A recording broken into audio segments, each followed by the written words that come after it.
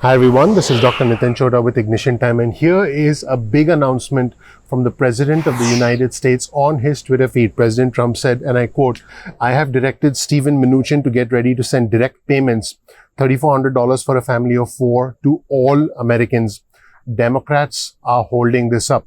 Now, the US Treasury Secretary Steven Mnuchin has been given instructions by the President to send stimulus checks to all Americans. Now, I do want you to keep your expectations in check because I'm going to level with you. I'm always going to level with you. This still is going to need approval. This still is going to need cooperation from Democrats, and I'll go into a little bit more detail. But first, let's cover the President's tweets. The President said, "I am ready to have the US Treasury and the SBA send additional PPP, that's Paycheck Protection Program payments, to small businesses that have been hurt by the pandemic." Again, he repeats, and in capital letters, Democrats are holding this up. And then the President writes another tweet where he says, "I am ready to send more money to states and local governments to save jobs for police, firefighters, first responders, and teachers."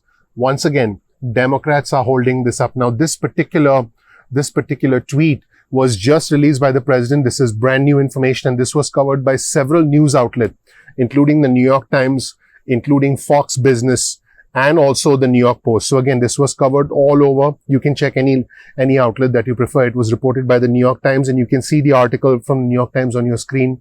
I will provide you with a link to it in the description below.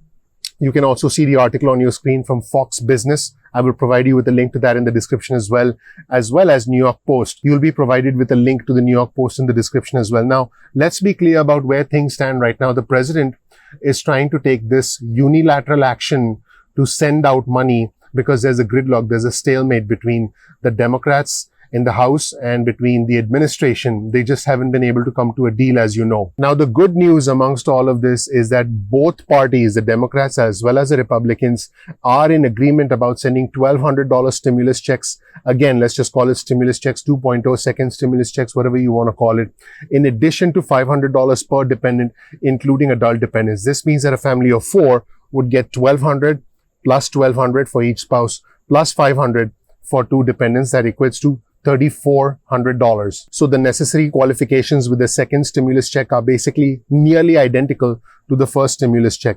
Now, the President did say, and I quote, "I'm waiting for Democrats to approve it." He did say that during a White House press conference, and he did clarify that he's not planning on acting unilaterally. So again, when we look at this tweet, you have to understand that this appears to be the President's intention, but the President still needs the support of the House, still needs the funds to be appropriated by Congress in order to be able to pull this off.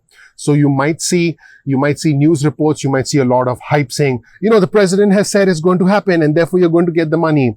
Please keep your expectations in check, because again, this has to happen within the framework of our Constitution. It has to go from the House to the Senate.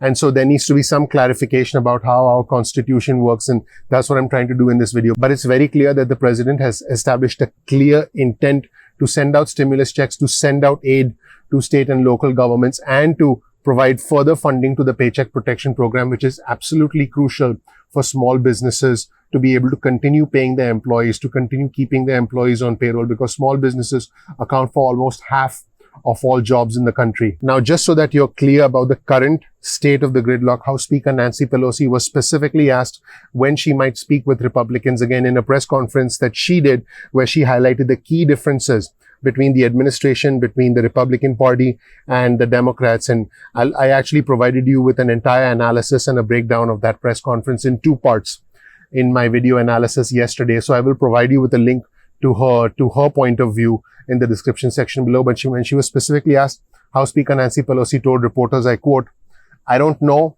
when they come in with $2 trillion. And I've reported this, and I'll repeat it again because this is very important for our viewers to understand.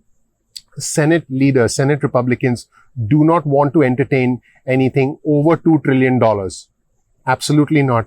And the Democrats don't want to entertain anything under $2 trillion. This creates a gridlock, which has led to stalled negotiations.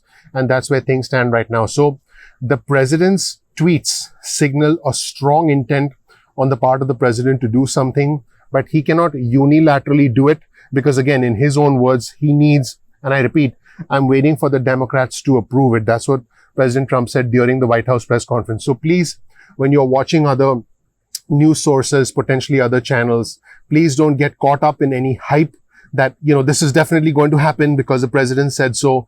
Because again, this has to work within the framework of our constitution. That's it, everybody. Thank you so much for watching. My name is Dr. Nitin Choda. My channel is Ignition Time. If you learned something new from this video, please click the like button. Please also subscribe and also enable notifications so you get instant alerts about future updates going forward. I believe my personal position is individuals who need help the most should be getting that help. And we are a country where the individuals who have money have disproportionately more money. In fact, as we are recovering from this pandemic, it is not a V-shaped recovery. It is not a W-shaped recovery. It's actually emerging as a K-shaped recovery. What that means is the rich are getting their jobs back, and individuals who are high income earners are actually essentially back on their feet already. Individuals who are the low wage earners and the middle income earners, individuals earning less than $12 to $14 an hour, have seen a substantial reduction in all available jobs. In fact, some of them have lost their jobs forever. The biggest impact in our country has been individuals in hotels, travel, leisure, hospitality, entertainment. And those are the individuals who desperately need these stimulus checks. Those are the individuals who desperately need their employers to get paycheck protection program loans so they can be brought back to their jobs. We're talking state and local workers who essentially are losing their jobs because states are running out of money. That is the current state of the crisis in our country. I'm going to bring you the latest news as it comes out, and I'm going to present it to you. I'm going to present both sides of the story to you. So once again, my name is Dr. Nitin Choda. Thank you so much for watching. I appreciate you watching. If you did learn something new, please click the like button below. More importantly, tell me what you think of the president's unilateral tweets, if you will. Do you think the president is trying to essentially pull off, what could be considered a master political maneuver and get both sides finally at the negotiating table? Or do you believe that, this is just a stunt? This is not going to go anywhere because the president's hands are tied. The president's executive orders have only so much power. The president's eviction executive order didn't really do anything because it was a bunch of suggestions for various departments and various agencies. And the president's executive order on the lost wages assistance program, the unemployment booster, if you will, most states are not going to be able to implement it. So the president does have a lot of powers, but he doesn't have the powers to, unilaterally appropriate funds that are supposed to be appropriated by Congress, such as the nature and the framework of our Constitution. Let me know what you think in the comment section below about these tweets from the president, because this has been extensively reported. And again, I want to hear your thoughts about whether you think this is a good political maneuver to break through the gridlock, or whether it's just a stunt and it's not going to go anywhere until the House and the Senate come back. Remember, right now, lawmakers are on recess for several weeks. They can be called back with 24 hours notice, but at this stage, that doesn't look very likely because there is no breakthrough in the stimulus negotiations. It is quite possible we could hear something quickly because this is an environment in which the news changes pretty quickly. And I really hope that happens. And again, I want to be clear. I hope that what the president is trying to do actually happens. I want to be very clear about that. I hope that what the president is trying to do actually happens. The question is, how can it happen within the constitutional framework of the United States of America? Let me know your thoughts below. My name is Dr. Nitin Choda. If you don't know anything about me, check out my video on the channel where you can learn a little bit more about me. I believe that the American dream is still alive and I can help you live it. So make sure you subscribe to my channel. If you want to get breaking news and alerts, get your cell phone out, send a text message with the word ignition or with the word time to 70,000.